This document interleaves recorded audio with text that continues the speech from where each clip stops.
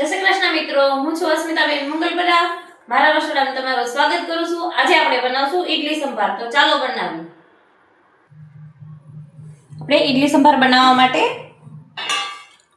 આપણે 1 વાટકી અડદની દાળ લીધી છે અને 2 વાટકી આપણે ચોખા લીધા છે અને 7 થી 8 કલાક માટે મેં પલાળીને રાખી દીધા છે.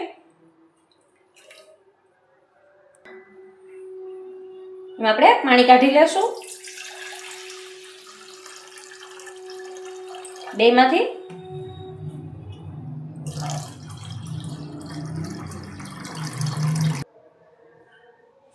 આપણે બે થોડું થોડું કરીને પીસી લેશું.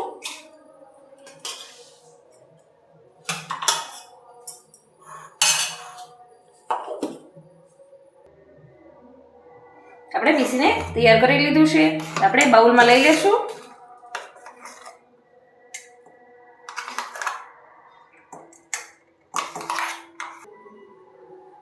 આવી રીતે જ આપણે બધું પીસી લેશું.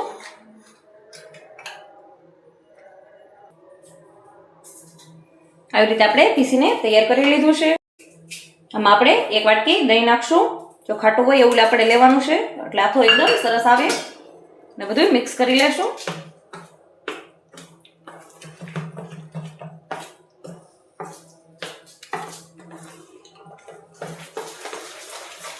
આવી રીતે બધું મિક્સ કરી લેશું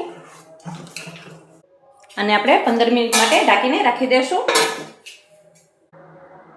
તો આપણે તુવેરની દાળ બાફવા મૂકી દેશું. 1 વાટકી મેં તુવેરની દાળ લીધી છે. પહેલા પાણી મૂકી દેશું ગરમ થવા.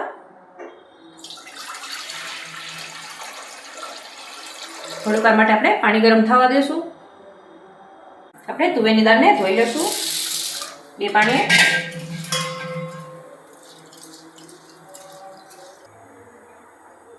આપણે પાણી ગરમ થઈ ગયું છે. આપણે તુવેરની દાળ નાખી દઈશું એમાં. સરસ આપણે 2 પાણી ધોઈ લીધી છે. અહીંયા આપણે અડધી ચમચી હળદર, થોડુંક આપણે મીઠું નાખશું. આપણે દૂધીને આવી રીતે છાલો ખેડીને રાઉન્ડ કરી લીધા છે. એ આપણે બાફવામાં નાખી દઈશું. આપણે દાળ ઉભરાય નહીં એટલે આપણે થોડુંક તેલ નાખશું.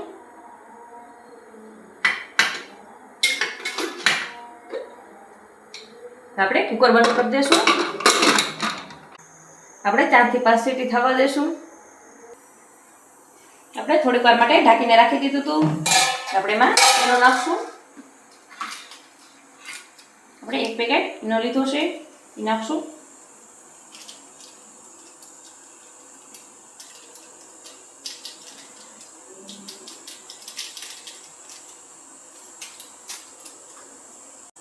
થોડુંક આપણે માથે પાણી નાખશું.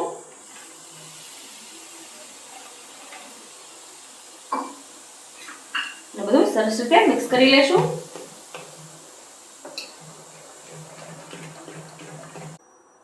આપણે સ્વાદ પ્રમાણે મીઠું નાખશું.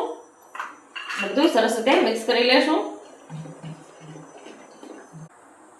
આપણે બધી વાટકીમાં તેલ લગાવી લેશું.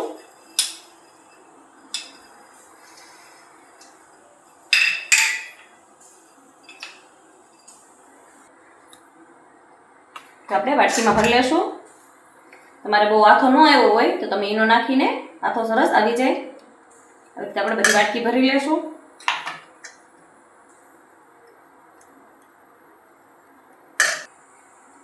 આપણે બધામાં તીખાની ભૂકી છાંટી દેશું. એનો ટેસ્ટ ખૂબ જ સરસ આવશે.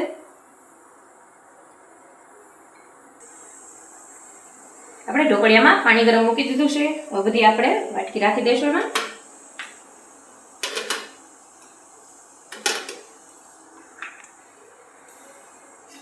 આપણે ઢાંકીને 10 મિનિટ માટે થવા દેશું. આપણે દાળ બફાઈ ગઈ છે. ગેસ બંધ કરી દેશું હવે અને થોડીક વાર માટે ઠરવા દેશું. આપણી દાળ સરસ એકદમ બફાઈ ગઈ છે. જોઈ શકો છો.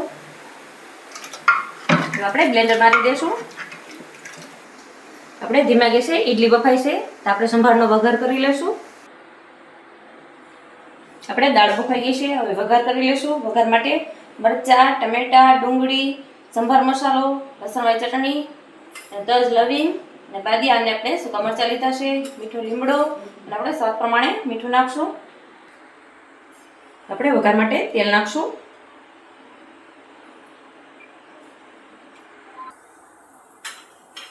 આપણે તેલ આવી ગયું છે. હવે વઘાર કરી લેશું. વઘાર માટે રાઈ જીરું. હવે આપણે રાઈ જીરુંને ફૂટવા દેશું થોડું. અડધી ચમચી હિંગ,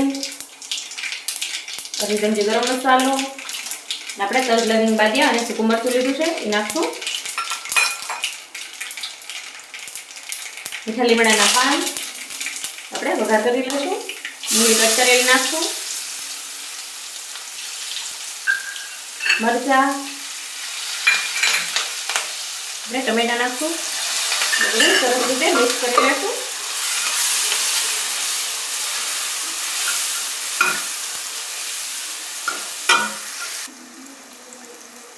આપણે ધીમા ગેસે થોડીક વાર માટે ચડવા દેશું. આપણે ધીમા ગેસે ચડે છે તો આપણે ઇડલી ચેક કરી લઈશું ચડી ગઈ છે કે નહીં. આવી રીતે આપણે છરીની મદદથી ચેક કરશું. એકદમ સરસ આપણે ચડીને તૈયાર થઈ ગઈ છે. તો આપણે ગેસ બંધ કરી દેશું. આપણે ધીમા ગેસે મસાલો ચડી ગયો છે સરસ.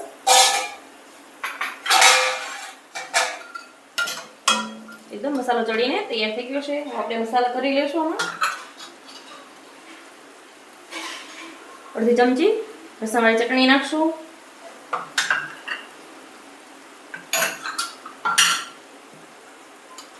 અડધી ચમચી આપણે કાશ્મીરી મરચું નાખશું અને બધું મિક્સ કરી લેશું.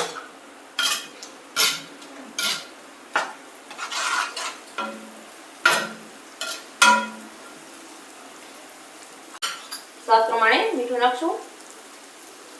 આપણે દાળ બાફવામાં નાખ્યું છે એટલે આપણે થોડું ઓછું નાખશું. તો આપણે દાળનો વઘાર કરી લેશું.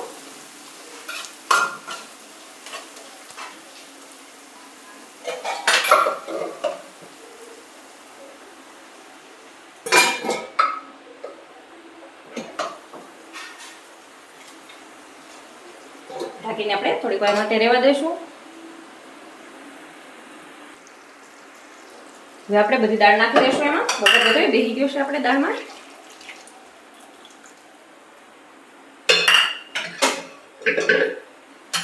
આપણે 1 ચમચી સંભાર મસાલો લીધો છે એ નાખશું અને બધું મિક્સ કરીને થોડી વાર માટે ઉકળવા દેશું.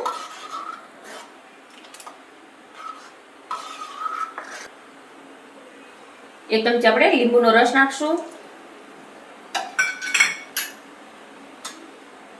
થોડુંક આપણે ધાણા જીરું પાવડર નાખશું અને બધું મિક્સ કરીને 5 મિનિટ માટે આપણે ઉકળવા દઈશું ધીમા ગેસે. આપણે 5 મિનિટ થઈ ગઈ છે ધીમા ગેસે અને ઉકળીને સરસ આપણે તૈયાર થઈ ગઈ છે સંભાર. હવે આપણે સર્વ કરી લેશું. બજારમાં મળે તેવો જ આપણો ઇડલી સંભાર બનીને તૈયાર થઈ ગયું છે ઘરે. જોઈ શકો છો એકદમ જાળીદાર આપણી ઇડલી બની છે. બજારમાં મળે એવું જ આપણું ઇડલી સંભાર બનીને તૈયાર થઈ ગયું છે. જો મારો વિડીયો તમને ગમ્યો હોય તો વિડીયોને લાઈક, શેર અને સબસ્ક્રાઇબ જરૂરથી કરી દેજો.